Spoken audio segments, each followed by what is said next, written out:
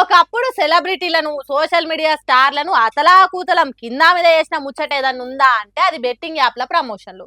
మీరు ఈ యాప్ల పైసలు పెడితే మీకు ఇన్ని లక్షలు వస్తాయి, గా యాప్ల పెడితే గన్ని కోట్లు వస్తాయని పైసల కమ్ముడు పోయి అవి నిజాలే అని నమ్మించి అట్టిగా పబ్లిక్ పైసలు పెట్టి మోసపోయి పానాల మీద తీసుకునే దాకా పట్టుకొచ్చారు కదా కథనంతా. కొందరు సోకాల్డ్ స్టార్లు హాగో గట్ల చాలా మంది మీదనే కేసులు ఫైల్ అయినాయి, కొందరు పోలీసుల ముంగట్టుకు పోయారు. అబ్బో, చిన్న కథగాలే అప్పట్ల.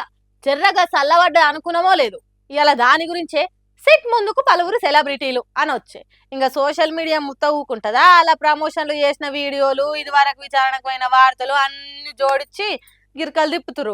ఇప్పుడైతే మంచులు వచ్చాక భయ్యా సన్నీ యాదవ్, రీతు చౌదరిలకు విచారణకు పిలుపందింది. మరి తర్వాత ఎవరు తవ్వబడతారని బెట్టింగ్లు ప్రమోట్ చేసిన బాకీ సెలబ్రిటీల లిస్టు తయారు చేస్తురు.